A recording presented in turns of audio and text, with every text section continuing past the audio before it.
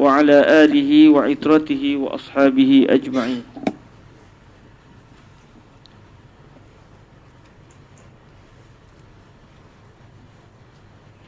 ما فيش ميكروفون خاص للتسجيل ولا وإلا سيكون هناك مشكلة في الصوت. أستاذ حازم، أستاذ حازم لا يوجد. وبعدين إذا بدون ميكروفون هذا والصوت واضح؟ متأكد؟ الصوت واضح بدون ميكروفون؟ طيب إن شاء الله. ما دام مهندس الصوت قال ذلك خلاص يعني نسمع كلامه. هو أميرنا في الكهرباء وفي الهندسة. متأكد يا أخي الصوت واضح؟ طيب تمام. طيب, Alhamdulillah, syukur kita pada Allah Azza wa Jalla. Dengan keizinan daripada Allah kita dapat bertemu lagi pada malam yang berbahagia ini, di antara malam-malam akhir. Malam ni dah malam yang keberapa dah kita? 23, 24. Malam yang ke-24. Yalah, kita akan khatam pada malam yang ke-29 lah kira-kira. Hari 28 Ramadan tu kita start daripada asar. Dalam pukul 5.30 tu mungkin santak ke maghrib lah. Jadi ada beberapa hari lagi insyaAllah. Bismillah. Hari ni kita akan masuk pada hadis yang ke-40. Maksudnya kalau ikut kebiasaan majlis, hari ni khatam lah. Tapi oleh kerana saya nak baca kitab ni sampai bab yang memang banyak tak ada dalam manuskrip. Jadi terpulanglah sebab boleh pilih dua ni lah. Ada dua package. Package hari ni last, lepas tu jumpa hari khatam nanti. Ataupun package untuk kita baca sampai habis kitab. Cuma yang lebih ni banyaknya tak ada dalam kebanyakan cetakan. Hatta dalam manuskrip pun banyak tak ada. Okey, bismillahirrahmanirrahim. Kita masuk pada hadis yang ke-40. Allahumma tammim bil khair.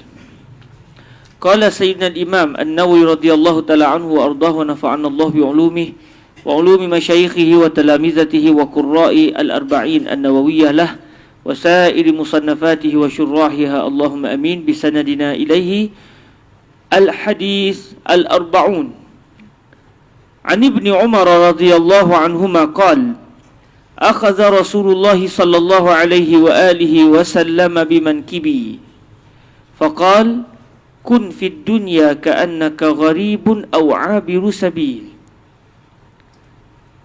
Wa kana ibnu Umar radhiyallahu anhuma yaqul idza amsayta fala tantazir as-sabah wa idza asbahta fala tantazir al-masa' wa khudh min sihhatika limaradik wa min hayatika limautik. Rawahul Bukhari. Hadis yang ke-40 diriwayatkan oleh Sayyidina Abdullah bin Umar bin Al-Khattab radhiyallahu anhuma. Kata beliau, Rasulullah sallallahu alaihi wasallam telah mengambil bahu saya. Maksudnya telah memegang bahu saya. Akhadha bimankibi. Beliau telah memegang baginda telah memegang bahu saya. Seraya lalu baginda telah berkata, telah bersabda, jadilah kamu di dunia ini seumpama kamu adalah orang asing, atau kamu seumpama seorang yang lalu di dalam satu perjalanan. Jadi setelah dikaji, au di sini bukan syakur rawi, tapi au di sini memang kalam Nabi.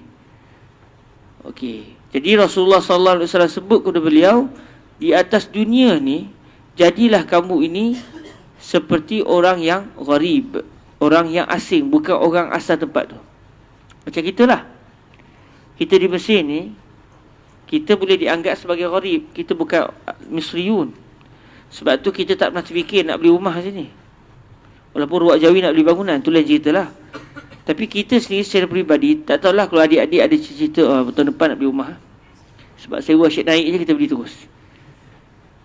Kebanyakan orang yang tinggal di Mesir tak terfikir dia nak beli rumah, nak beli apartmen, nak beli kereta. Kalau beli pun sekadar dia nak guna sekejap, lepas tu dia akan jual balik. Dia tak akan beli benda-benda yang kekal. Dia hanya beli sekadar keperluan dia. Sebab dia bukan orang tempatan. Dia tak fikir nak beli tanah. Tapi orang Malaysia, di Malaysia, apa dia beli? Dia beli rumah, beli tanah, beli kondominium, dia beli rumah, dia beli macam-macam. Sebab dia orang tempatan. Tapi orang luar tak akan beli begitu. Orang luar hanya sekadar mengambil manfaat yang diinginkan pada tempat tu, dan dia akan tinggalkan tempat tu. Jadi Nabi SAW di dalam hadis yang ke-40 ini, Nabi sebut pada Sayyidina Abdullah bin Umar, walaupun kenyataan ini ditujukan kepada Sayyidina Abdullah, namun untuk kita jugalah melalui wasilah Sayyidina Abdullah bin Umar yang meriwayatkan hadis ini. Kata Rasulullah, sabda Nabi SAW, jadilah kamu di atas dunia ini, di dunia ini seperti mana kamu adalah orang asing. Maknanya ambil sekadar yang kamu perlu, cukuplah. Jangan kamu rasa kamu nak duduk dunia selama-lamanya. Jadi kita kena sedar, kita ni sebenarnya bukan orang yang kekal atas dunia ni. Sebaliknya kita adalah orang asing di dunia. Di mana tempat kekal kita ni? Apabila kita pulang menghadap Allah Azza wa Jalla. Jadi sebagaimana di atas dunia, biasanya orang asing tak akan beli barang-barang yang berkekalan. Dia hanya sekadar ambil yang dia perlu saja. Dia tak beli benda yang remeh-remeh tu. Sebab dia bukan perlukan pun, tempat dia bukan kat situ. Dia akan balik ke tempat asal dia. Jadi, maka seperti itu kelakuan kita terhadap dunia. Maka seperti itu juga kita kena lakukan di dalam kita nak menuju ke akhirat. Main di atas dunia ni ambil sekadar perlu. Bukan maknanya hidup semata-mata nak kumpul dunia sampai kita terlepas untuk kita beribadah kepada Allah. Kita gila ke dunia, akhirnya kita cuaikan hak kita dengan Allah. Kalau kita cari dunia dalam masa sama, kita tunaikan hak Allah di situ, itu tak apa. Itu masih kita telah menjadikan dunia sebagai wasilah untuk cari redha Allah. Tapi kalau cari dunia sampai sembahyang pun entah ke mana, hubungan dengan Allah pun entah ke mana, ibadah pun entah ke mana, dia punya otak dunia, nak kaya. Fakir miskin dia buat dono, dia pentingkan diri sendiri. Orang ni sebenarnya orang yang dia rasa dia hidup kekal atas dunia. Sebab tu dia perbuatakan seperti itu, sebab dia rasa dia adalah penduduk kekal dunia. Tapi siapa yang akan kekal atas dunia ni? Tak ada. Maka sebab tu Nabi kata, jadilah kamu di atas dunia ini seperti orang yang asing, bukan orang tempatan, orang singgah. Bahkan kata Nabi, ni satu lagi peringkat lebih tinggi. Bukan sekadar orang asing, bahkan atau yang kalau kamu mampu, kamu jadilah kamu atas dunia ni seperti orang yang melalui satu jalan je. Kalau orang yang bukan orang tempatan, dia orang asing, dia masih lagi tinggal. Dia beli katil. Betul tak? Dia beli katil, dia sewa rumah. Tapi kalau orang yang singgah, dia nak pergi satu tempat, dia singgah kejap. Dia dah nak beli katil tu. Nak beli katil apanya? Kita nak jalan sekejap je singgah. Nak sewa rumah bendanya, kita bukan duduk sini lama. Duduk 2-3 jam lepas tu nak jalan terus. Ini lagi tinggi lah. Memang martabat yang kedua lagi tinggi. Maksudnya dia di atas dunia ni, dia memang takat yang dia perlu sangat. Kalau yang pertama tadi, masih lagi dia beli jugalah barang-barang tu. Masih lagi dia ada jugalah habuan dunia yang dia ambil, sekadar keperluan dia. Tapi kalau yang kedua ni, dia lebih dahsyat. Dia macam tak ambil sangat dunia ni, mereka hanya kadar yang terlalu sedikit. Seumpama satu orang yang dia dalam perjalanan, dia singgah R&R. Takkan di R&R tu dia nak beli rumah, semestinya tidaklah. Beli katil benda nak busung kat mana? Naik bas je pun, kan? Nak letak kat mana? Ataupun naik kereta, nak letak di mana? Tak sempat dah. Nak beli periuk ke apa ke, ya Allah Rabbi, sampai sana kita belilah. Macam nak kat sana tak ada. Macam tu. Maknanya yang kedua ni, Abir Sabin ni, dia lebih dahsyat lagi dari segi keduniaan. Dia memang ambil sangat-sangat sikit. Jadi Nabi kata, kamu boleh pilih dua. Sama ada kamu ambil dunia ni banyak juga, tapi masih walaupun banyak, sekadar keperluan kamu sebab kamu orang asing, bukan ambil untuk selama-lamanya. Atau kamu memang ambil kadar yang terlalu sedikit, sebab kamu sebenarnya hanya singgah sekejap. Tak duduk lama pun, singgah sekejap. Sebab kamu akan tinggalkan dunia, kamu akan meneruskan perjalanan kamu ke akhirat. Dalam hadis ini, Nabi nak bagi tahu kita, sebagai hamba Allah di atas dunia, sebagai seorang Muslim, syurga kita ini bukan di dunia. Ad-dunya sijnul mu'min wa jannatul kafir. Dalam hadis Rasulullah sallallahu alaihi wasallam sebut, ad-dunya sijnul mu'min. Dunia ini adalah penjara bagi kaum mukmin. tetapi dia adalah syurga bagi kaum kafir. Orang yang tidak beriman kepada Allah nak dibandingkan seronoknya dunia dengan dahsyatnya di akhirat kelak, inilah syurga dia. Sebab itu Allah yang Karim memberikan juga kepada orang bukan Islam kelebihan hidup atas dunia ni. Kadang-kadang kita tengok orang bukan Islam yang kaya, sehat, duit banyak, bangunan banyak. Sebab ini je, inilah syurga dia. Selepas dia meninggal nanti tak ada syurga dah dia. Dia akan berhadapan dengan segala ujian-ujian dahsyat sebab dia sendiri memilih untuk menafikan ketuhanan Allah Azza wa Jalla. Tapi orang mukmin, kalaulah dia dibuka hijab tengok syurga, takkan dia gila ke dunia lagi? Tak ada dah, tak benda dah. Tak ada siapa pun yang meninggal dunia tiba-tiba nak balik ke dunia. Tak ada dah. Kalau orang mukmin dia tengok syurga tak nak dah, melainkan syuhada je. Orang mati syahid je. Itu pun nak balik ke dunia supaya dia target mati lagi sekali. Lepas tu masuk syurga, lepas tu mati lagi. Sebab dia seronok tengok balasan yang dikurniakan oleh Allah kepada golongan syuhada. Tapi orang mukmin yang lain tak nak dah. Okey dah, alhamdulillah, masuk syurga puas hati dah. Kalau balik ke dunia tak tahu lagi. Cukup alhamdulillah, syukur ke Tuhan. Sebab tu syurga kita adalah di akhirat. Tapi bukanlah maksud dia kita sampai tak peduli ke dunia. Sebab Allah Ta'ala jadikan kita ni sebagai khalifah atas muka bumi ni. Maknanya kita diminta untuk berbakti kepada kemanusiaan. Kita diminta untuk mentakmir bumi ini berdasarkan syariat Allah. Maknanya sekadar yang perlu saja. Sekadar yang ni. Bukanlah maksud dia lepas ni orang Islam pun jadi lekeh, bangunan pun teruk, pengurusan pun teruk. Tidak. Kita buat sehabis baik.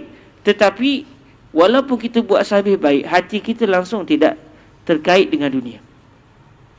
Orang lain mungkin gila ke dunia, kita pula walaupun dunia tu dikeliling kita, tapi dia tak bekas pada hati kita. Bila-bila masa je kita tak tension kalau dunia lari pada kita. Okey. Lalu Sayyidina Abdullah bin Umar apabila dengar ucapan Nabi, beliau telah mengungkapkan makna ucapan Nabi ni dalam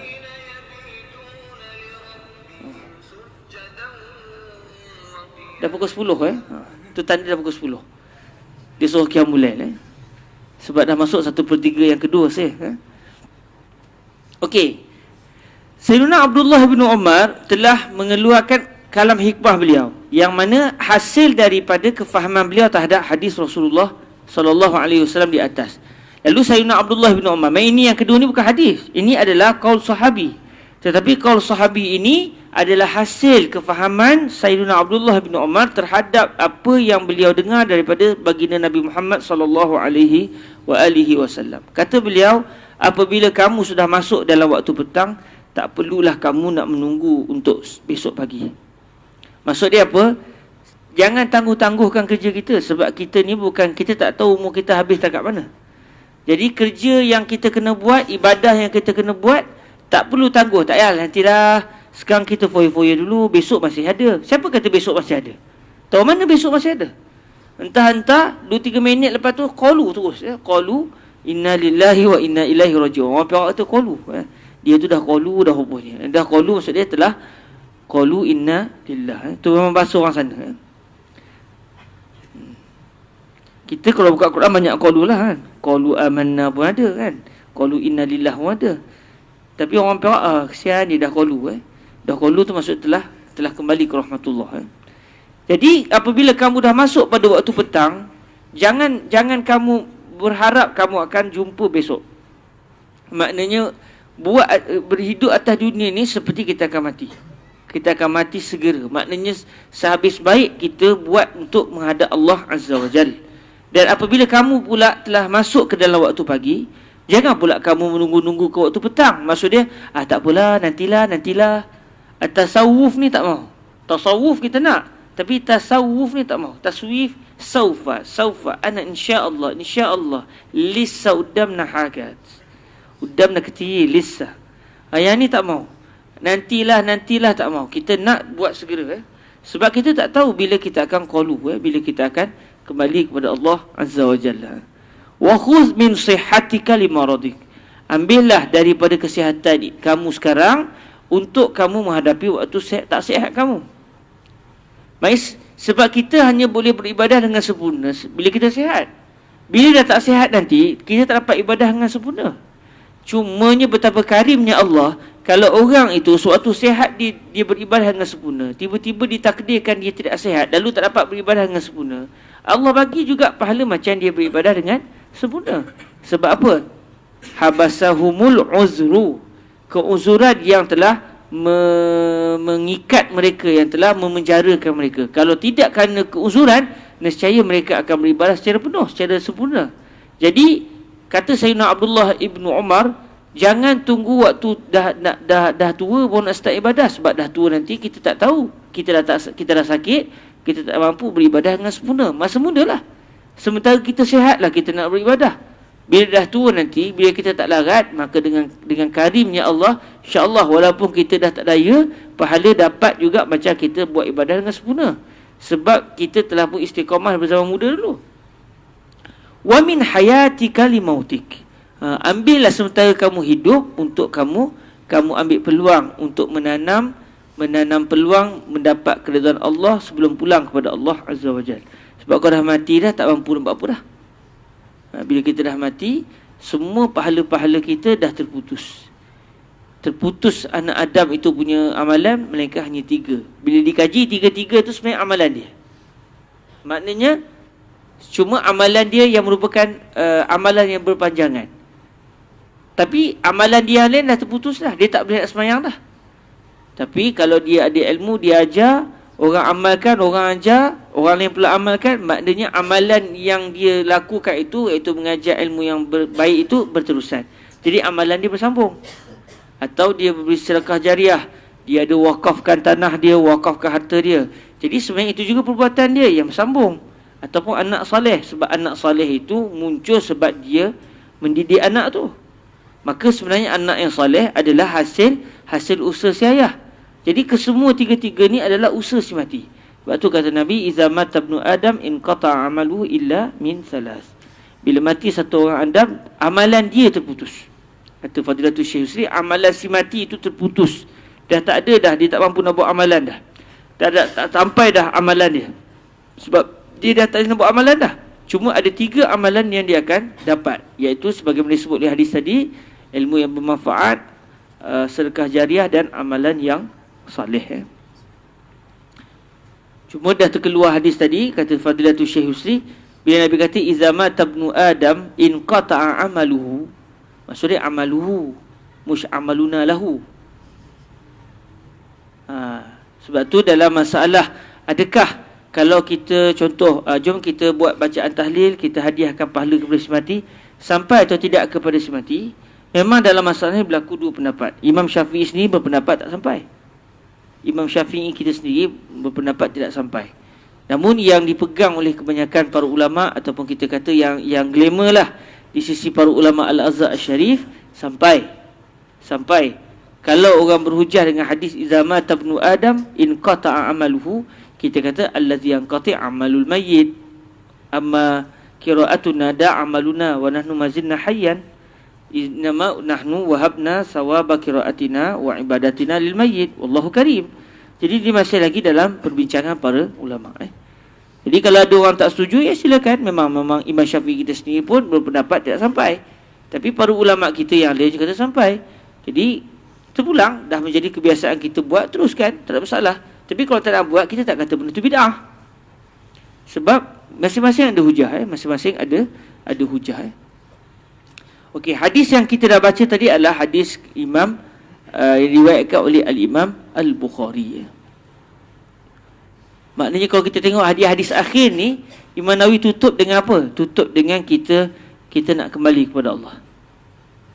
Tadi awal-awal dengan niatnya, dengan itu, dengan amalan, last ni dah Imam Nawawi nak tutup dah. Seumpama kita dalam perjalanan hidup kita, last sekali kita kena ingat, kita akan pulang kepada Allah, maka ambillah sementara kita hidup ni untuk kita beribadah kepada Allah. Saya kira kalau kita buat perjanjian 100 tahun akan datang kita bertemu balik, siapa yang akan hadir? 100 tahun lagi kita akan buat union di Ruak Jawi. 100 tahun lagi kita jumpa sini. Boleh? Yang datang arwah lah. Kebanyakannya lah. Tak tahu lah kalau ada yang mau panjang kan. Tapi biasanya 100 tahun akan datang, secara adatnya kita semua dah tak ada. Sekejap je umur kita. Umur kita sekejap Saya teringat lagi bila saya sampai di Mesir, muda sangat, 19. Sekarang dah 40. Kejap je. 40 tahun lagi, target 20 tahun mungkin mati dah. Kan? Tak tahu lagi. Tak lewat sikit kan. Takut mati tu kan. Cuma maknanya umur kita tak panjang. Bila umur tak panjang, amalan pula tak banyak. Maka jangan sia-siakan. Sebab tu selagi ada peluang, selagi ada masa, teruskan beribadah. Sebab tu kata Fadilatul Syekh Yusri bin Rushdi, mazhabuna al-ijtihad dunal ijhad. Mazhabuna al-ijtihad dunal ijhad. Dalam kita beribadah kepada Allah, dalam kita taat kepada Allah, kata Syekh Yusri, mazhab kami, pendirian kami adalah berusaha bersungguh-sungguh tanpa memaksa diri, dunal ijhad, tanpa kita meletihkan diri. Maknanya jangan kalau dah tak larat dah, kita paksa juga, jangan. Sebab dia menyebabkan kita akan, lepas ni kita akan silap-silap bulan terus tak nak buat dah. Maknanya berdasarkan kemampuan tetapi buat yang terbaik.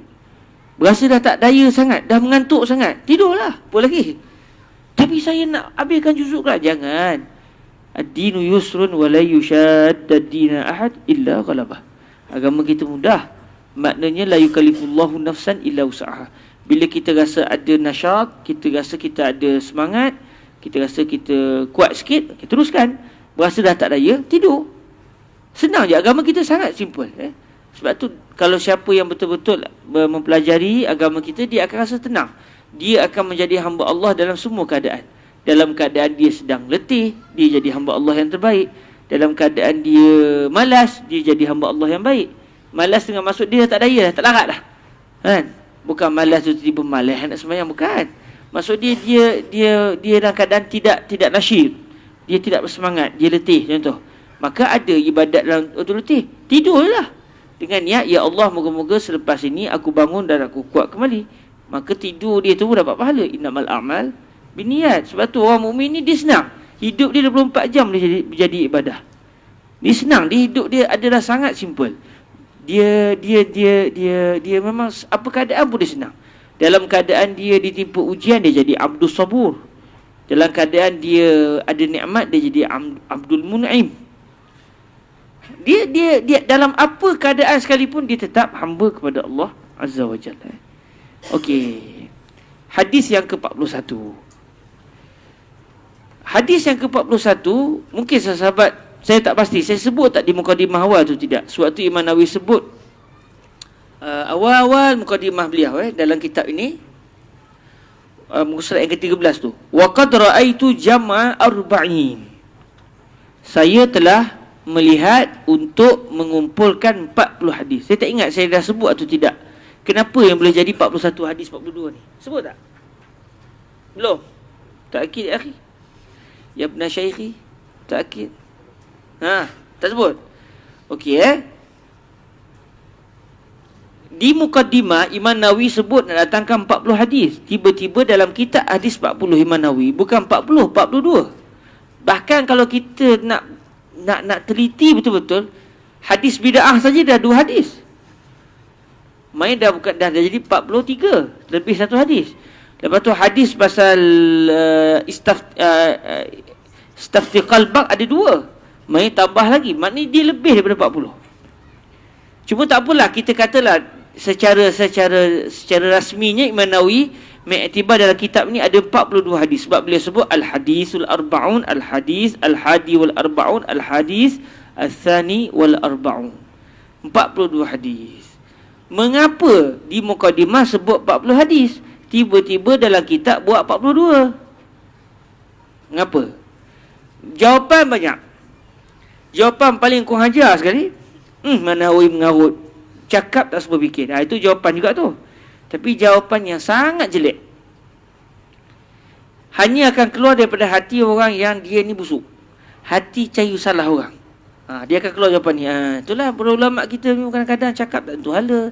Mukadimah kata 40 tapi tak menepati janji.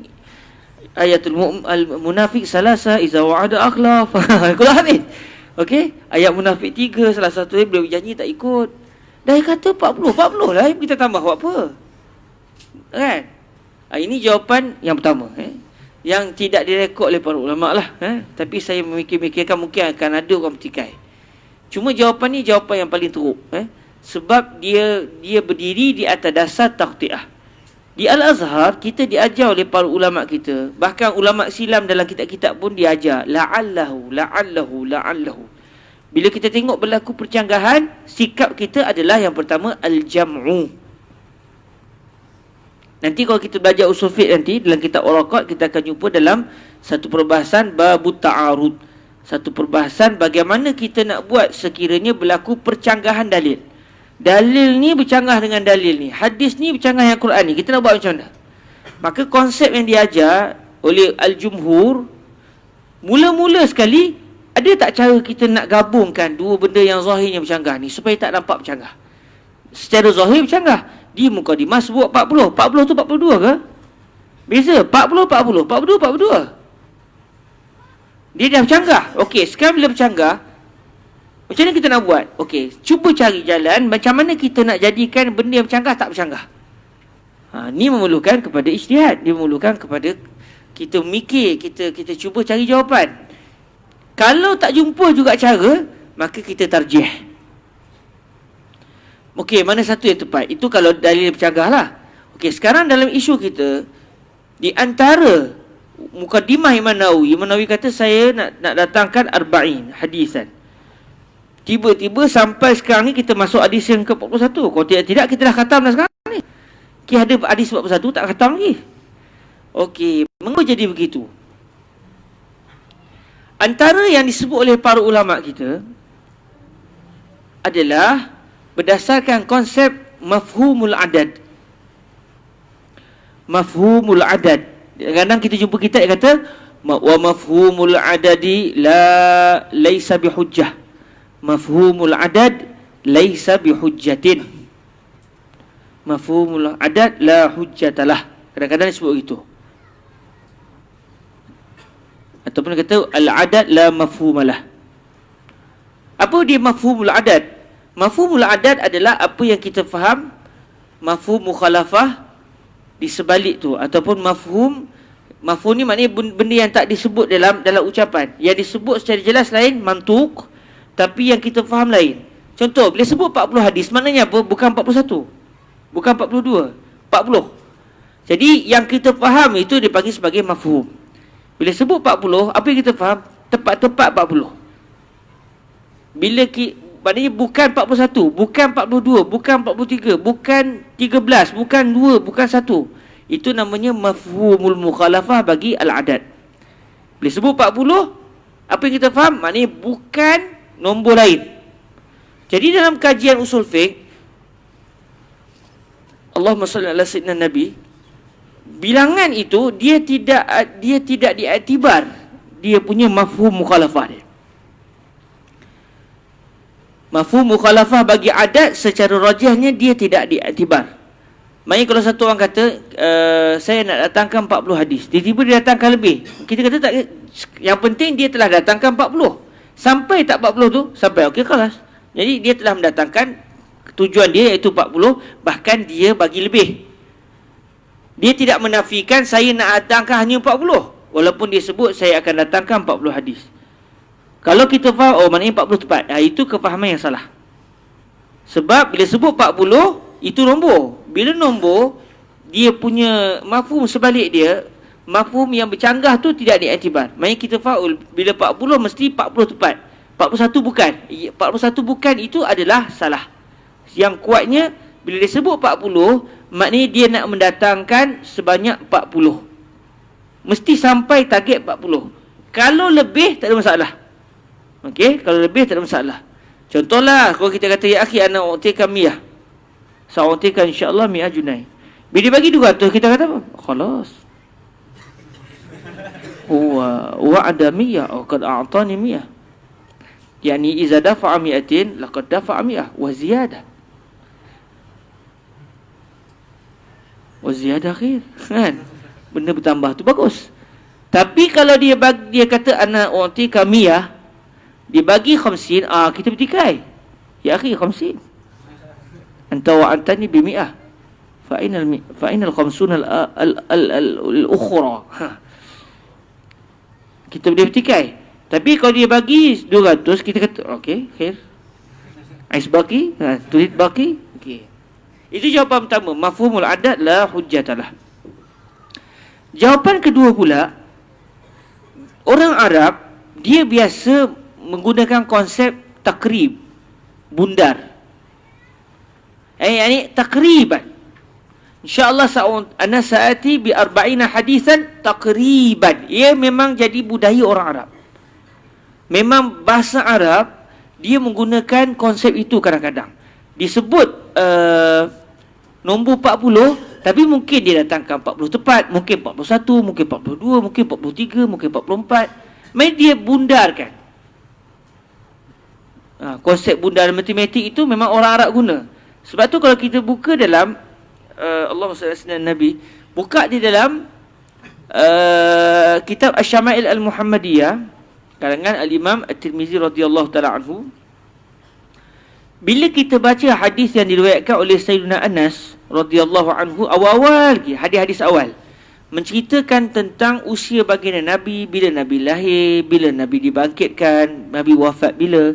Sayyidina Anas tinggal bersama dengan Nabi 10 tahun. Maksudnya beliau sangat kenal Nabi. Apa kata Sayyidina Anas?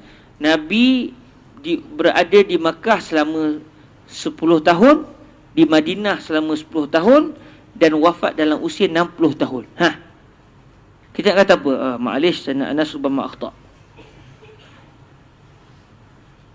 Kita kata begitu, itu juga satu kefahaman. Tapi kefahaman yang paling buruk sekali, sebab kita mengambil konsep selagi dapat cari salah orang, kita zahirkan salah tu.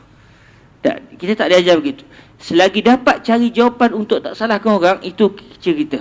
Sebab kita ni membina jawapan berdasarkan husnuzan. Mungkin tak glamour lah. Sebab kalau kita mendatangkan salah orang, itu lebih glamour. Tapi mendatangkan orang ni tak bersalah, itu mungkin kata, ni balaci lah. Kan?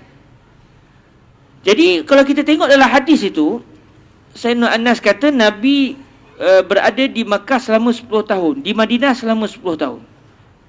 Okey, bila disebut di Madinah selama 10 tahun, betul, memang 10 tahun. Tetapi bila sebut di Makkah selama 10 tahun, tak betul. Tapi kenapa Sayyidina Anas sebut begitu? Kerana Sayyidina Anas orang Arab. Orang Arab dalam ucapannya berlaku takrib. Main 13 tahun, 10 tahun lah. Kita pun kadang-kadang kan, bila kita beli barang, harga dia berapa? Harga dia RM2.70. Berapa orang tanya? RM3. RM3. Tipu ke tak tipu? Alah, lebih kurang lah. Memang kadang-kadang kita juga guna konsep tu. Bukan kita nak menipu, tapi kita kata lebih kurang lah. Berapa jam ni? Kita start kelas pukul 10. 10 start. 10 ke? 95 lebih kurang lah kan. Tapi kalau datang pukul 10 tu rugilah. Jadi Sayyidina Anas bila sebut begitu, maknanya ala sabili takrib. Bila sebut Nabi wafat dalam usia 60, mimbabi takrib. Sebab 63 dengan 60 dekat, lebih kurang lah. Okey, jadi hadis kita ini, Imam Nawawi kata hadisnya 40 hadis. 42 hadis dekat dengan nombor 40, maka ala sabil takrib. Ini jawapan kedua. Jawapan ketiga pula. Jawapan keempat lah setelah kita mendatangkan jawapan paling buruk mula-mula tadi. Jawapan yang terakhir, kalau dicari ada lagi jawapan, tapi setakat ni lah jawapan terakhir setakat ni. Kata para ulama kita, antaranya Ibnu Hajar Al-Haytami radhiyallahu taala anhu ardah, kata beliau tidak mustahil Imam An-Nawawi ketika menulis mukaddimah, beliau bercita-cita nak datangkan 40 hadis tepat. Tapi selepas sampai pada hadis ke-40, beliau menemui 2 hadis yang juga penting, maka tambah je lah. Jadi asal niat 40, tiba-tiba berubah niat. Fastabiqul khairat, bila tengok ada benda yang lebih, kenapa tak ditambah? Lalu jadilah 42 hadis. Ini juga di antara jawapan yang disebut oleh para ulama. Baik ketika Imam Nawawi sebut di mukadimah, beliau memang nak tulis 40 hadis. Tapi bila beliau jumpa 2 hadis yang terakhir itu adalah penting, maka beliau menjadikan di sana ada 42 hadis. Tambah lagi 2 hadis yang bagi beliau sayang kalau tak didatangkan dalam kitab ni, kerana dia juga adalah hadis yang penting. Okey, ini adalah di antara jawapan yang disebut oleh para ulama. Mana satu ni? Banyak sangat jawapan ni, mungkin tu. Mana satu yang betul? Tak tahu. Tahu macam mana? Nantazir hatta midna ونتقابل سيدنا الإمام النووي ونسأله يا سيدي يا إمامي كنا قرأنا 40 ولكن يعني لما قلت في المقدمة شيئا ووجدنا في الواقع شيئا آخر ما السر؟ ما هو السر؟ حينئذ سمعنا الإجابة باليقين من فم سيدنا الإمام النووي ولكن ما دمنا في حياتنا الدنيوية إنه يستحيل عادة أن نسمع إجابة من سيدنا الإمام النووي لاختلاف العالمين فإننا في عالم الدنيا وهو في عالم البرزخ فمستحيل عادة أن يكون بيننا وبينه التواصل. Okey, kita masuk pada hadis yang ke-41. Qala rahimahullahu azza wa jalla al-hadis al-hadi wal-arba'un. An Abi Muhammadin Abdullah ibn Amr ibn al-As radhiyallahu anhuma qala Rasulullah sallallahu alaihi wa alihi wa sallama la yu'minu ahadukum hatta yakuna hawahu tab'an lima ji'tu bih. Hadithun sahih ruwinahu fi kitabil hujjah bi isnadin sahih. Hadis yang ke-41 adalah hadis yang diriwayatkan oleh Sayyidina Abdullah ibn Amr ibn al-As. Ayah beliau Sayyidina Amr ibn al-As adalah orang yang telah membuka kota Mesir, membebaskan Mesir daripada cengkaman Rom ketika itu. Jadi segala kebaikan orang Mesir, ibadah orang Mesir, kita pun datang mengaji di Mesir, insya-Allah semua itu akan berada pada sahifah Sayyidina Abdullah, pada sahifah Sayyidina Amr ibn al-As, dan semua itu akan berada di sahifah Sayyidina Umar. Sebab Sayyidina Umar yang telah memerintahkan Sayyidina Amr ibn al-As untuk datang membebaskan Mesir. Dan semua sahifah itu akan turut berada pada sahifah Sayyidina Abu Bakar As-Siddiq, kerana beliau telah memberikan peluang kepada Sayyidina Umar untuk meluaskan empayar dengan beliau menyelesaikan masalah ridah terlebih dahulu. Dan kesemua itu akan berada pada sahifah Sayyidina Nabi Muhammad sallallahu alaihi wasallam. Sebab kalau tidak takkan keluar hadis ni. Sebab itu maknanya kita orang kemudian ni tak mampulah nak lawan mereka. Sebab mereka telah sanna sunnatan hasanah. Sebab tu kalau ada orang kata sahabat tu, kamu tengok yang tu, kamu tak tahu berapa bilion tiap-tiap hari pahala sampai kepada dia. Mungkin sahabat tidak maksum, ada kesilapan. Silapan sikit tu. Pertama memang silap, kalau silap betul lah. Yang kedua, adakah Tuhan tak ampun silap tu? Itu satu soalan pula. Tak Tuhan ampun, kau tak tahu. Lepas tu bising tak habis-habis. Sahabat tu lah, sahabat ni lah, pergaduhan sahabat lah. Okey, katakan memang ada dosa sikit. Allah bagi dosa, Allah tak ampunkan bab itu. Tapi tengok pula pahala dia orang dapat macam mana. Kita memang semua ada dosa, tapi di akhirat nanti bukan siapa ada dosa masuk neraka. Kita tengok pahala mana lagi banyak. Agak-agak pahalanya lagi banyak ke dosa lagi banyak? Itu soalan dia. Sebab tu kalau kita sedar diri begitu, kita tak berani nak kata lebih kurang dengan sahabat. Sebab tu Nabi kata la tasubbu ashabi. Jangan maki sahabat saya, Sebab kita ni terima barakah Islam ni melalui tangan mereka. Itu ayah kepada Sayyidina Abdullah ibnu Amr ibn al-As. Boleh juga dibaca ibn al-Asi dengan diisbatkan huruf ya. As itu maksud dia orang yang melakukan maksiat. Tengok nama orang dulu, dahsyat tak? Tapi ini bukan sahabat, ayah beliau bukan sahabat. Jadi sebab tu dikekalkan nama tu. Nampak macam mana kan? Abdullah ibnu Amr ibn al-Asi. Orang dulu nama dahsyat. Ada nama syaitan Ada. Nanya nama siapa? Syaitan. Kalau dalam kitab dia sebut memang ada kisah tu, nama dia syaitan. Ada nama Sa'b. Susah. Kita nak bagi nama susah, kita nak bagi nama senang, sah. Dia Sa'b. Dahsyat nama-nama orang dulu. Dia nama syaitan macam-macam Subhanallah. Alhamdulillah nama kita semua elok kan. Dan lagi manis nama kita. Sampai ada nama yang manis sampai tak tahu makna terus. Yang penting kemanisan nama tu. Itu pun satu hal ke tu. Okey, Sayyidina Abdullah ibnu Amr ibn al-As radhiyallahu anhuma. Sebab beliau dan ayah beliau duduk sahabat. Dan Sayyidina Amr ibn al-As makamnya berada di Mesir. Beliau wafat di Mesir. Cuma di mana makamnya berlaku khilaf. Antara pendapat yang banyak dipegang oleh para ulama kita di Mesir, Sayyidina Amr ibn al-As ada di dalam masjid Sayyidina Uqbah bin Nafi'. Sayyidina Uqbah pun sahabat Nabi. Di masjid Sayyidina Uqbah tu, nak masuk-masuk tu, dia ada macam ada pelik sikit di dinding tu. Dia macam ada dinding tu macam sending sikit, menyengit sikit.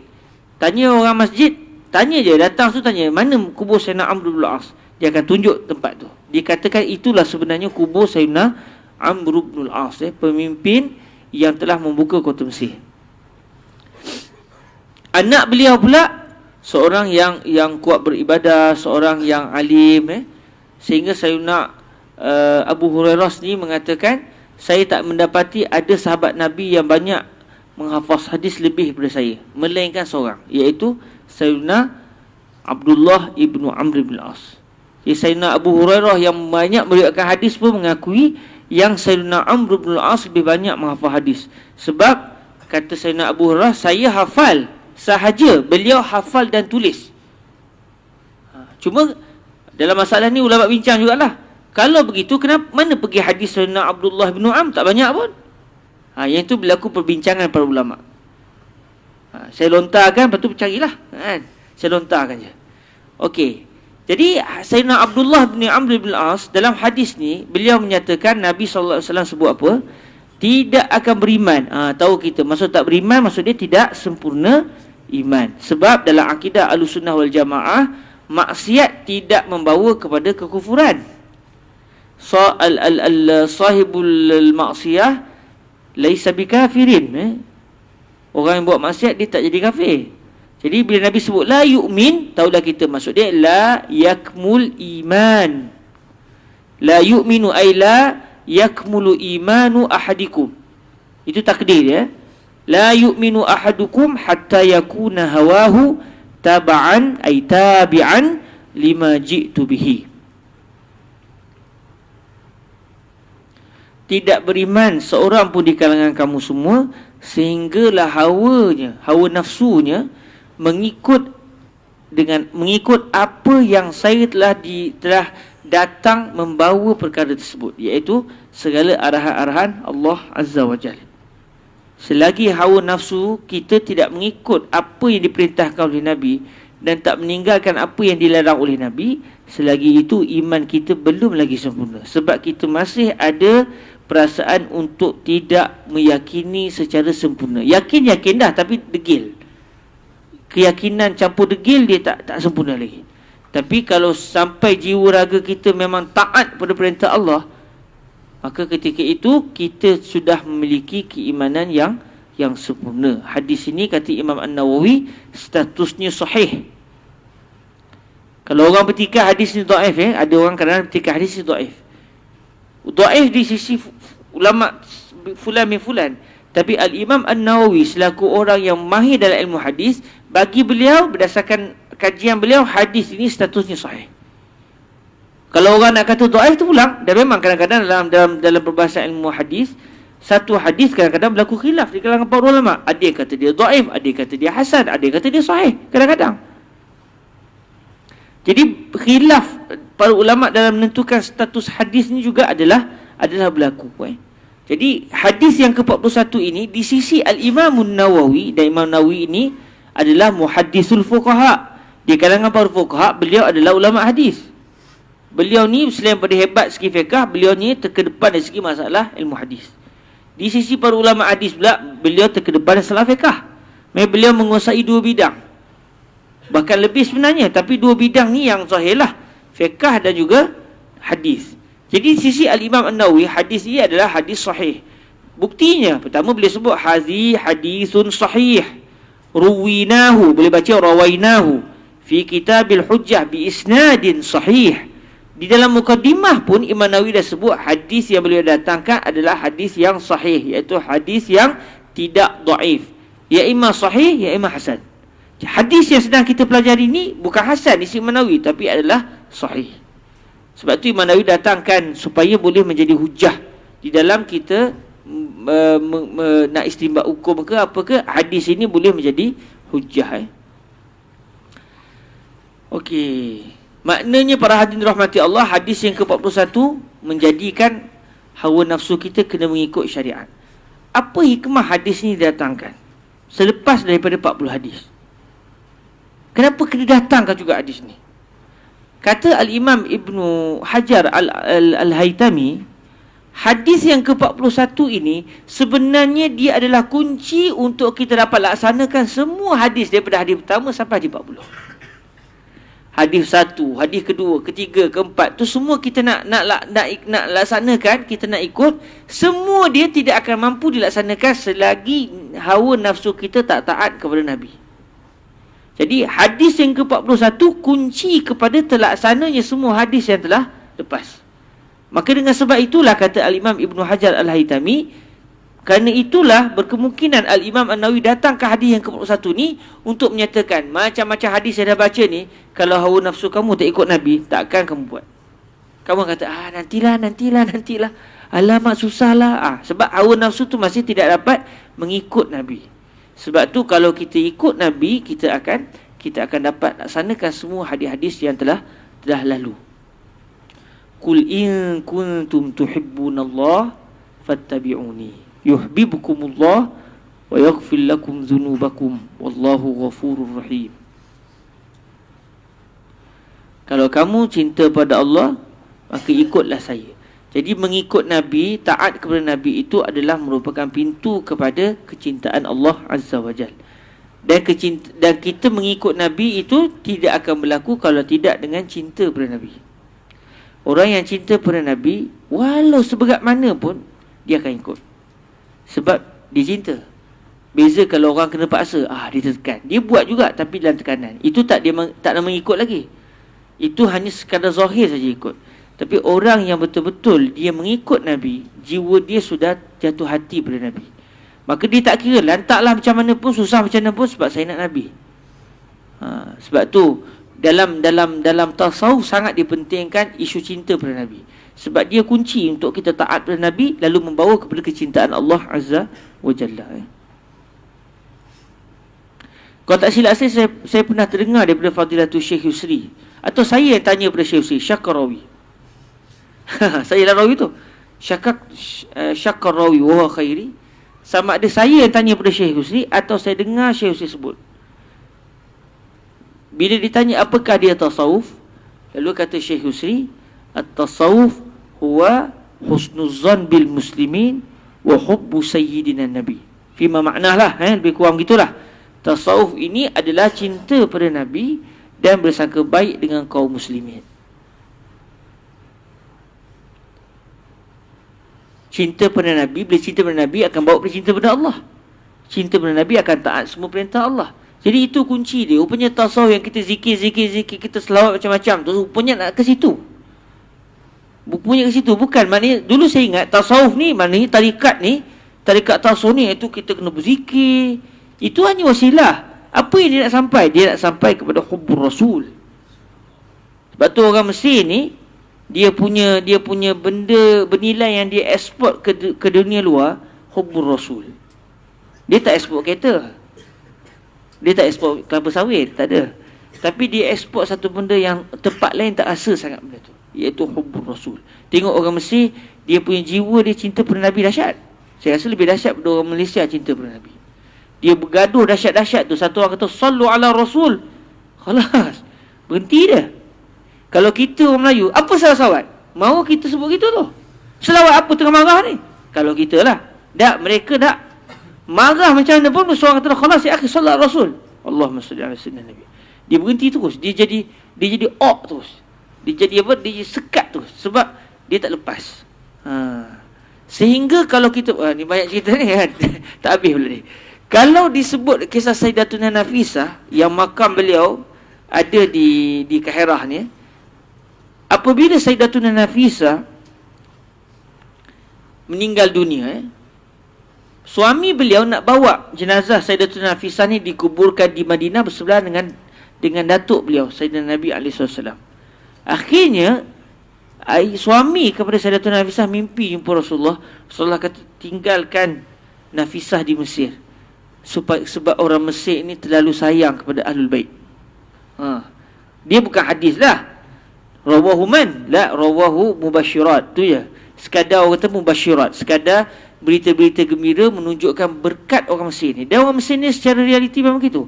Dan saya ingat saya seorang rasa begitu. Rupanya hatta seorang ulama Mekah,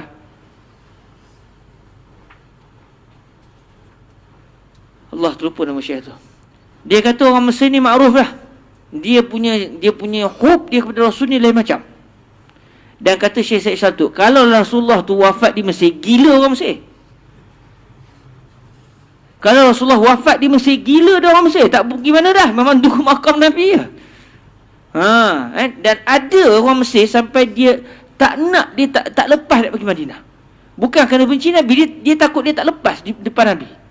Dia takut dia tak tahu buat apa dah. Dia kata, tak apalah, kalau macam tu biarlah saya, walaupun jauh secara zahir, tapi secara hati saya dekat dengan Nabi. Sebab kalau saya depan Nabi, dia tak lepas. Sampai suami dia kata, saya tak sebutlah siapa suami, saya kenal Syekh kita jugalah kan, isterinya. Sampai Syekh kata tak, orang dia ni tak boleh dah pergi umrah haji, tak boleh. Kalau tidak haji, dia akan buat masalah di sana. Sebab dia panggil apa, dia punya jazbah dia lain macam, dia punya apa, zauk dia tu lain macam. Jadi la yukalifullahu nafsan illa usaha. Okey, Jadi hadis yang ke-41 ni dia betul-betul kunci kepada semua apa yang kita dengar tadi. Saya teringat lagi tak habis dia tak lepas hadis yang ni tak lepas sikit. Ketika kami ziarah Sidi Abdul Hasan Ali Asy-Syazuli. Sidi Abdul Hasan Ali Asy-Syazuli. Tariqat Fadilatul Syekh Yusri, Fadilatul Syekh Ali Jumaah bersambung dengan Sidi Abdul Hasan Ali Asy-Syazuli. Syarikat Syaziliyah. Bila kami pergi ziarah makam Sidi Abdul Hasan Ali Asy-Syazuli di Humaisirah. Ada orang panggil Humaisarah, ada orang panggil Humaisirah. Di situ makruf kalam Imam Abdul Hasan Ali Asy-Syazuli, fi Humaisirah sawfa tara. Fi Humaisarah sawfa tara. Di Humaisarah kamu akan tahu. Sebab beliau suruh anak murid bawa cangkul. Ni nak pergi Madinah tapi suruh bawa cangkul pun semua siap. Buat cangkul, buat peralatan semua siap. Rupanya sebab beliau sudah diilhamkan Allah begitu, hati beliau berat mengatakan beliau akan meninggal dalam perjalanan. Jadi kawasan tu bukan kawasan dia orang. Jadi nak ke bumi macam mana kalau cangkul apa tak ada. Jadi suruh bawa siap-siap. Jadi kata beliau fi Humaisirah sawfa tara. Lepas tu orang lepas tu sambung fi salati ala khairil wara. Fi Humaisirah sawfa tara bis salati ala khairil wara. Kamu akan tengok di Humaisirah dengan berkat selawat ke atas baginda Nabi. Sebab tu sampai kali ni orang datang, orang ziarah makam semua, kita tengok geng-geng sufi, geng-geng tasawuf, orang-orang tarikat berselawat apa semua tu macam kat situ. Di situ sekali tu khutbah tu tuan-tuan, dia punya khatib dia guna apa tu istilah dia? Ya ahbab sayyidina Muhammadin Rasulillah. Wahai para kekasih Nabi Muhammad sallallahu alaihi wasallam. Dia punya cakap tu rasa bergetar hati kita tuan-tuan. Rupanya memang di dalam tasawuf diajar sungguh al-hub. Kecintaan pada Nabi ni menyebabkan semua hadis-hadis, semua benda yang payah pun khalas dia akan jadi mudah. Cukup dah tu kan. Kita masuk pada hadis yang ke-42. Tak boleh hadis. Okey. Al-hadis ats-tsani wal arba'un. An Anas bin Malik radhiyallahu anhu qala sami'tu Rasulullah sallallahu alaihi wa alihi wasallam yaqul qala Allah ta'ala ya ibn Adam innaka ma da'awtani wa rajautani ghafartu laka ala ma kana fika wala ubali ya ibn Adam law balagat dhunubuka anana as-sama' thumma astaghfartani ghafartu lak ya ibn Adam innaka law ataitani bi qurabil ardi khataya thumma laqitani la tusyriku bi syai'a la ataituka bi qurabiha maghfiratan rawahu Tirmizi rahimahullahu wa qala hadithun hasan. Dalam sebagian riwayat kalau kita buka dalam Imam Tirmizi dia akan sebut hasanun sahih. Jadi memang berlaku khilaf sikitlah Imam Nawawi sebut hasan, hadisun hasan. Ada jugalah nuskhah yang sebut hasan sahih. Kalau bukalah Sunan Tirmizi, cetakannya hadis ini dia akan sebut hadisun hasanun sahih. Baik, hadis yang ke-42 riwayat Sayyidina Anas bin Malik radhiyallahu taala anhu. Kata beliau, saya telah mendengar Rasulullah sallallahu alaihi wasallam bersabda, Allah Taala telah berfirman. Jadi hadis ini adalah hadis qudsi, ya. Jadi Imam An-Nawawi menutup kitab beliau ini dengan hadis qudsi. Apa firman Allah Subhanahu wa taala dalam hadis qudsi ini? Wahai anak Adam,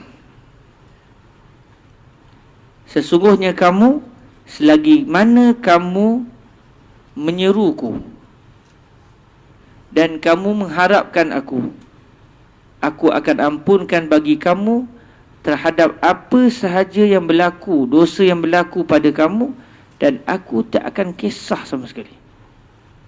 Okey.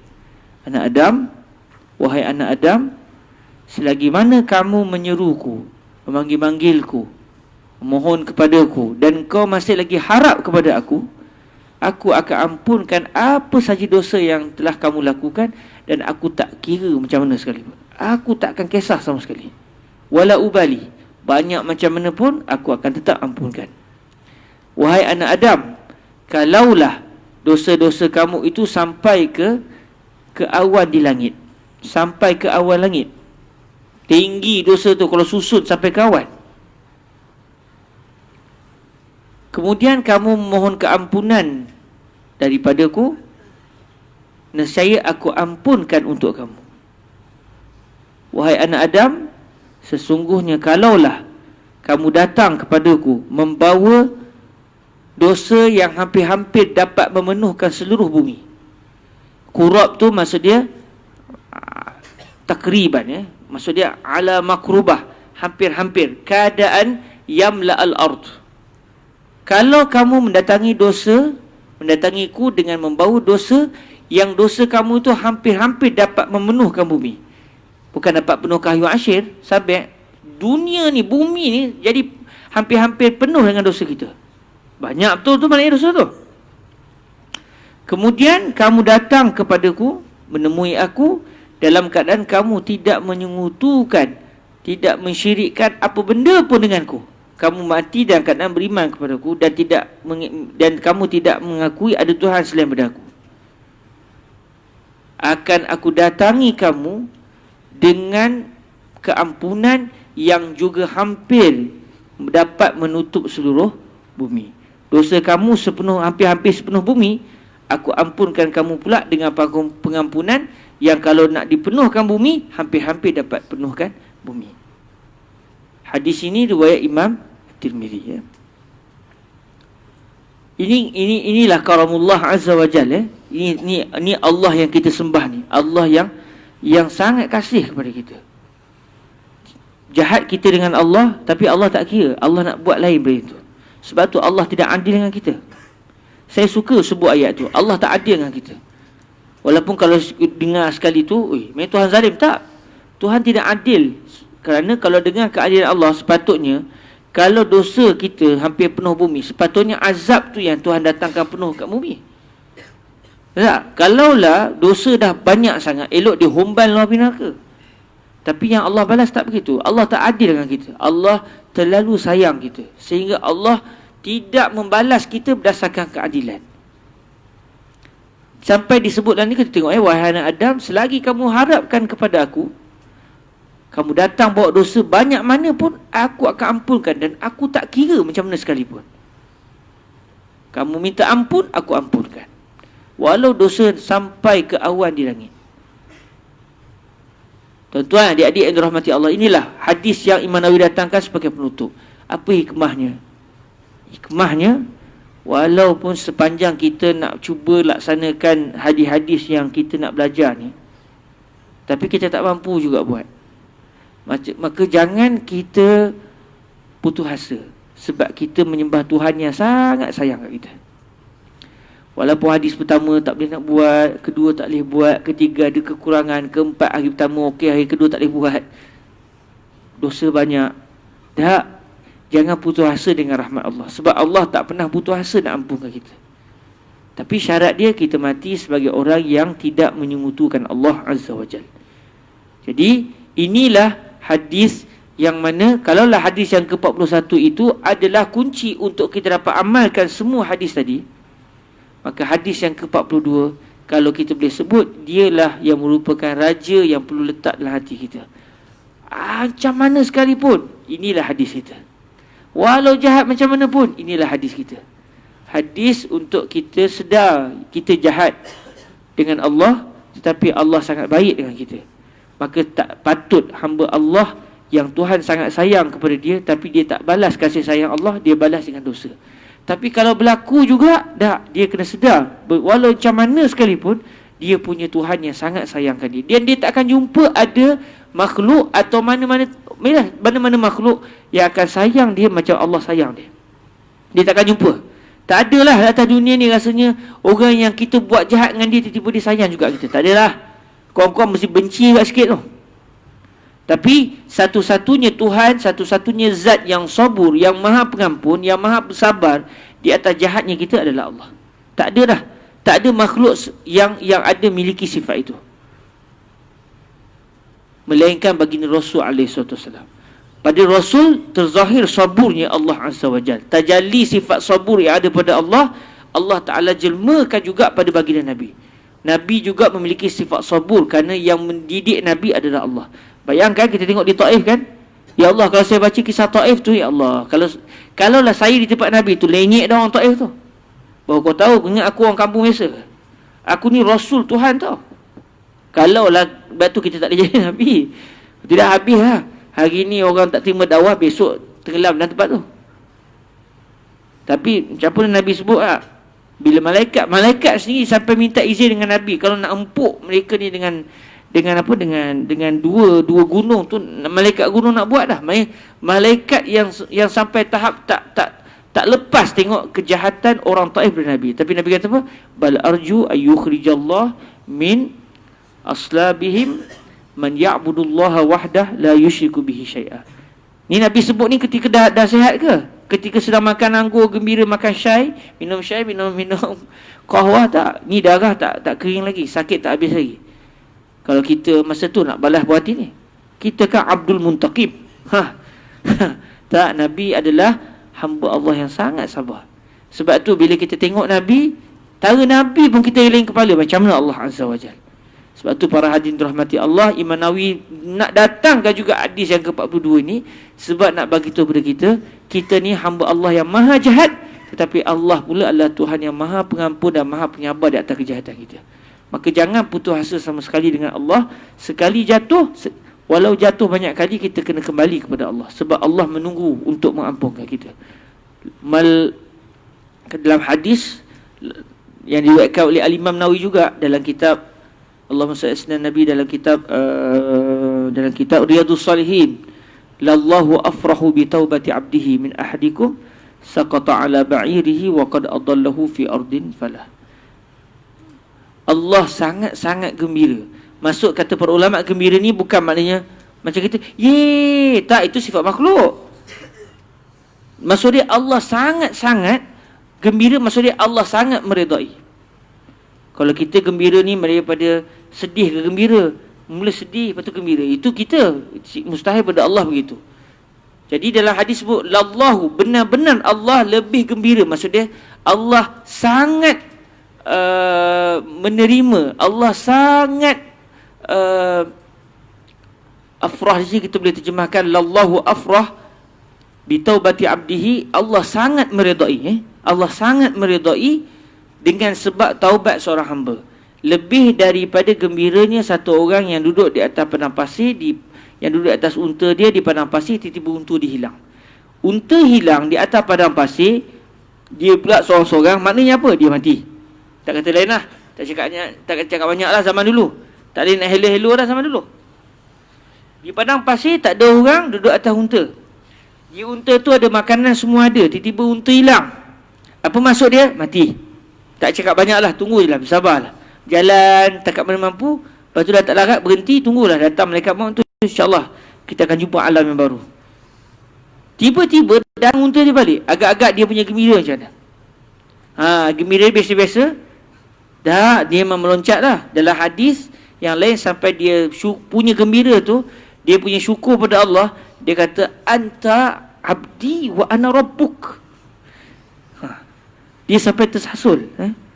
Dahsyat gembira tu. Kita punya gembira tak sampai tahap tu. Ya Allah, engkau hamba-Ku, aku Tuhanmu. Syirik tu kan. Tapi dia tak jadi syirik sebab dia tersilap. Ucapan tu kira kerana tersilap, tapi kira apa? Dia gembira sangat sampai dia terkalih. Dalam keadaan dahsyat gila punya dahsyat. Kalau orang KL kata gila je, memang sangat-sangat lah.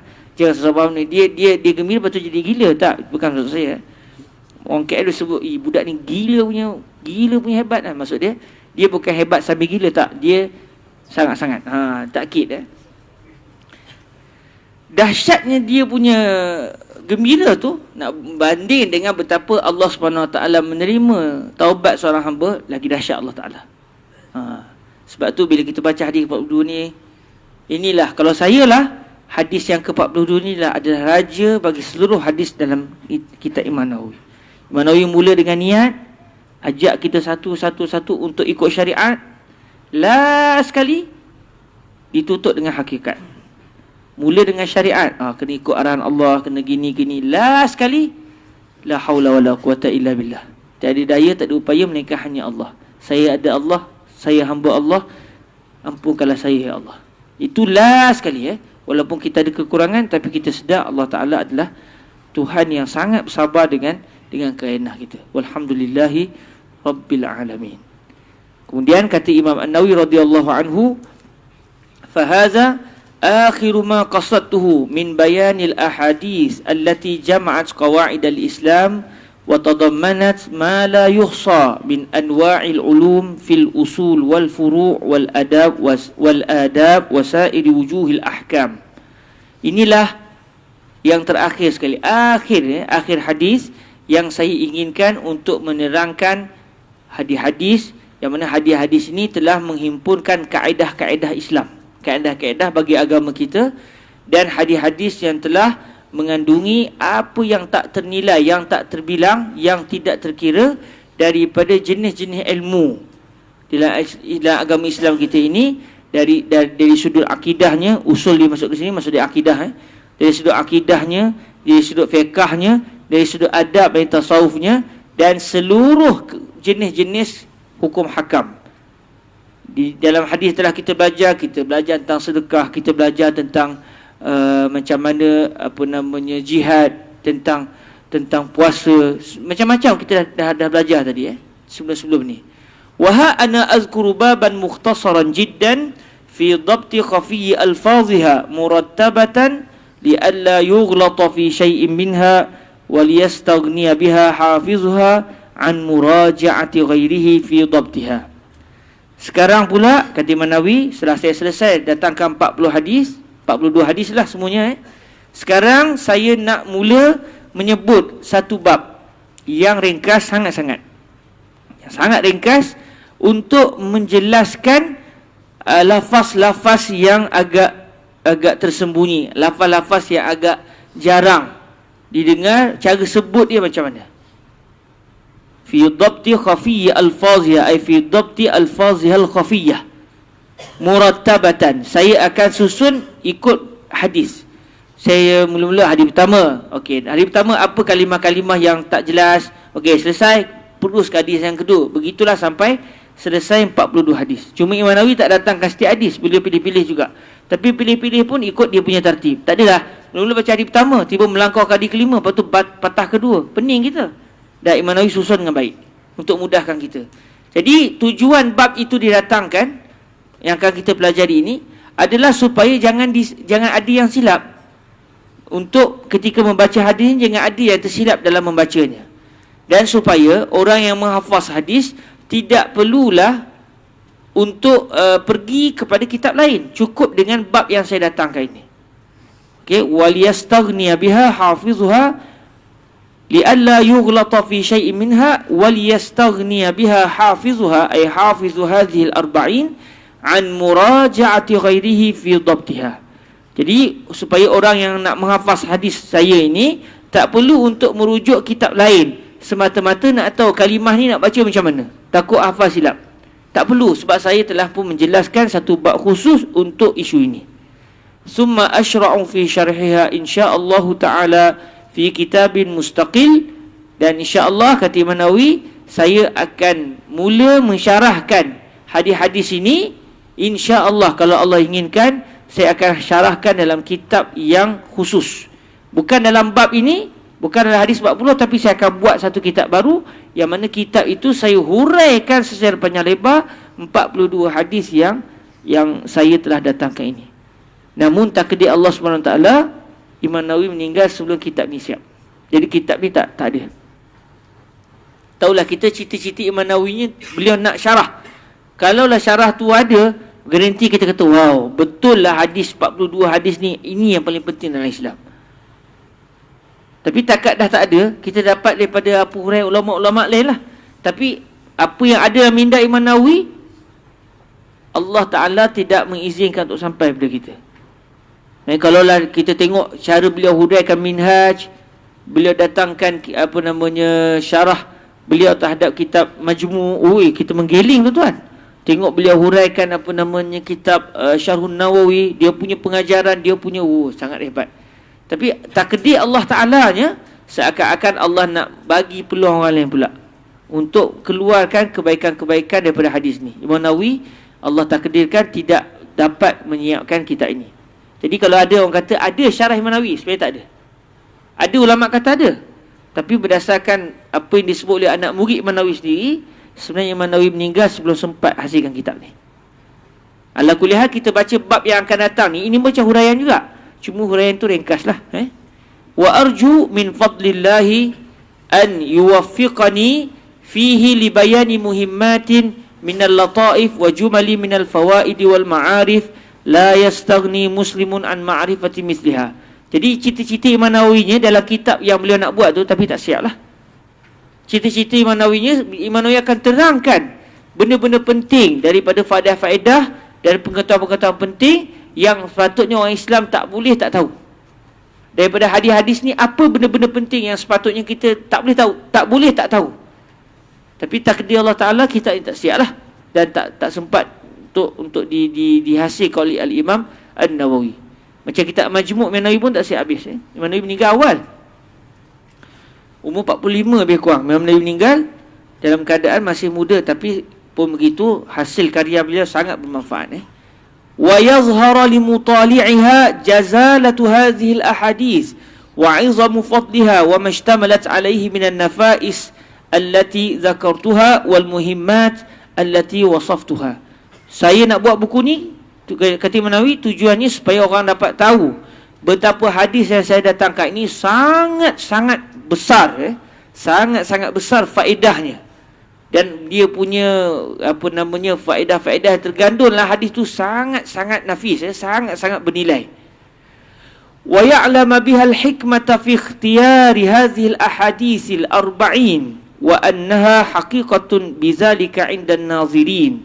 Dan saya nak hasilkan kitab ni supaya akan orang tahu apa hikmah saya pilih hadis ni secara khusus. Saya tak pilih hadis lain. Kenapa 42 ini saja yang saya pilih?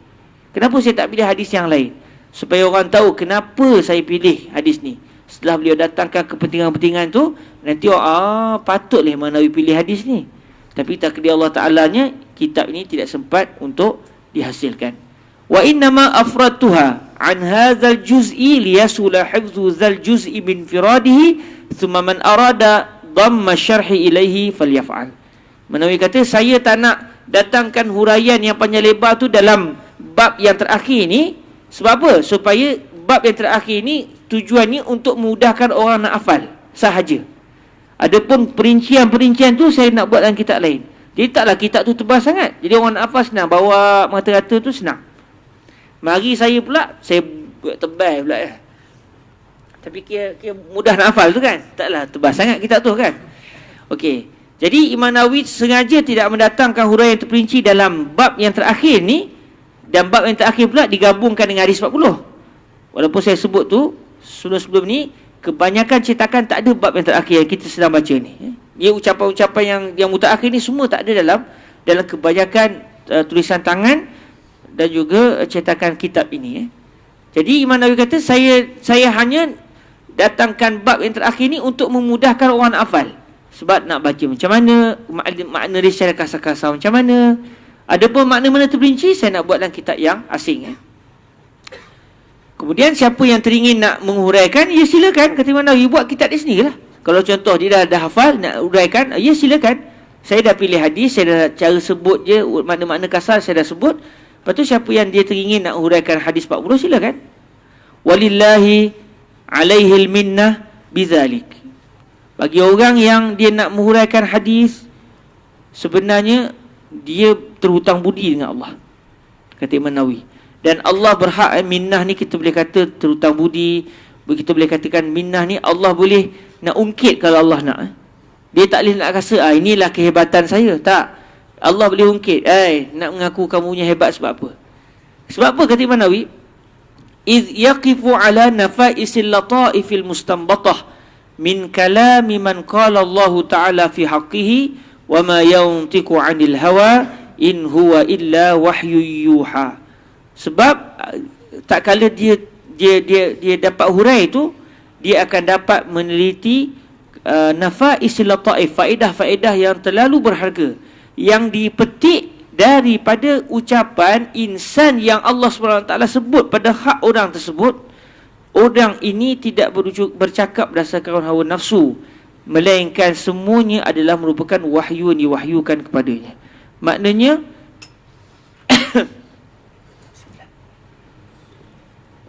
apabila dia telah dapat menghuraikan, maka sepatutnya dia kena sedar, kalaulah Allah tidak mengizinkan Nabi bercakap, takkan dia dapat faedah mengeluarkan istimbat faedah-faedah tu.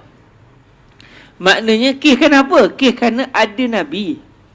Kerana Nabi bercakap, maka ucapan Nabi tu wahyu. Atas sebab itulah kita mendapat faedah yang sangat besar daripada ucapan baginda Nabi. Maknanya segala puji untuk siapa? Untuk Allah yang telah memberikan nikmat kepada kita. Dan nikmat terbesar yang Allah bagi kepada kita, Islam dan juga baginda Rasul alaihi salatu wasallam. Bahkan kalau tidak dengan sebab Nabi, tak dapat kita Islam. Walillahil hamdu awwalan wa akhira wa batinan wa zahira. Hanya kepada Allah lah segala puji, dari awal sampai ke akhir, yang zahir dan juga yang batin. Babul isyarat ila dhabtil alfaz al-mushkilat. InsyaAllah kita akan baca pada besok, biiznillah. Inilah bab yang kalau kita tengok mukadimah tu, mukadimah Imam Nawawi awal-awal, muka surat 14. Thumma utbi'uha bibabin fi dhabti khafiyyi alfadhiha. Inilah yang diinginkan oleh Al-Imam An-Nawawi. Di dalam mukadimah kata Imam Nawawi, selepas saya datangkan hadis, saya akan datangkan satu bab khusus, satu tajuk khusus untuk saya sebut cara menyebut kalimah-kalimah yang sama-sama. Dengan sebab kalimah inilah, saya ketika tahqiq peringkat awal, saya terfikir mana pergi bab tu? Ke Imam Nawawi terlupa. Itu kemungkinan yang sangat teruk lah. Sebab dalam kebanyakan manuskrip tak ada, dan dalam buku cetakan pun tak ada. Hatta lahsyatnya, kitab-kitab cetakan Imam Nawawi ni kadang-kadang mukadimah pun tak ada. Tiba-tiba tu Al-Hadisul Awal. Lagi dahsyat Dengan sebab kalimah inilah saya mula mencari. Akhirnya Allah rezekikan dapat 5 manuskrip. Sebanyak-banyak manuskrip yang saya ada, hanya 5 saja yang ada bab yang terakhir ni. Sebab itulah saya datangkan. Tak sempat nak siap, tiba-tiba Darul Minhaj sudah cetak. Okey lah kan. Main dia cepat lagi lah. Fastabiqul khairat. Okey, insyaAllah ada rezeki, besok kita akan baca babul isyarat ila dhabtil alfazil mushkilat. Cuma bab ini dia dah ringkas dah. Dia lebih kepada Imam Nawawi sebut, okey, kalimah ni macam mana, ni macam mana. Jadi di situ pun insyaAllah kita akan dapat banyak manfaat. Dan di sana juga ada kalimah-kalimah yang Imam Nawawi huraikan. Jadi saya tak langsung kita juga dapat mendengar huraian ringkas daripada Al-Imam An-Nawawi terhadap hadis yang beliau datangkan sendiri. InsyaAllah besok biiznillah, direzekikan Tuhan, kita akan baca. Cuma kali ni mungkin satu hari tu bukan 6 muka surat lah. Tentang 10, tentang 12, sebab dia adalah ringkas. Itu rasa saya lah. Tapi tak tahulah apa yang Tuhan takdirkan esok. InsyaAllah. Doa-doa lah moga dimudahkan Tuhan. Okey, kita berhenti setakat ni dahulu. Sudah pukul 11.10. Tapi lebih kurang pukul 11 lah. Mimbabi takrib. Okey, sekarang ni pukul 11 InsyaAllah. Kita pada setakat ni dahulu. Moga diberkati Allah. Semoga apa yang kita baca ini mengundang keridhaan Allah dan mengundang kecintaan Nabi kepada kita. Siapa yang dicintai Allah, Allah tidak akan azab dia. Siapa yang Allah sudah mencintainya, maka Allah tidak akan mengazab dia. Semoga kita semua mendapat keridhaan dan kecintaan baginda Rasul, yang mana cinta kepada Rasul membawa kepada kita taat kepada Allah dan Rasul. Allahumma amin. Allahumma salli afdala salatin ala as'adi makhluqatika sayyidina Muhammadin wa ala alihi وسلم عدد معلوماتك ومداد كلماتك كلما ذكرك الذاكرون وغفل عن ذكره الغافلون اللهم صل أفضل صلاة على أسعد مخلوقاتك سيدنا محمد وعلى آله وصحبه وسلم عدد معلوماتك ومداد كلماتك كلما ذكرك الذاكرون وغفل عن ذكره الغافلون اللهم صل أفضل صلاة على أسعد مخلوقاتك سيدنا محمد وعلى آله وصحبه وسلم عدد معلوماتك ومداد كلماتك كله ذكرك الذاكرون وغفل عن ذكره الغافلون سبحانك اللهم بحمدك أشهد أن لا إله إلا أنت أستغفرك وأتوب إليك بسم الله الرحمن الرحيم والعصر إن الإنسان لفي خسر إلا الذين آمنوا وعملوا الصالحات وتواصوا بالحق وتواصوا بالصبر والسلام عليكم ورحمة الله وبركاته.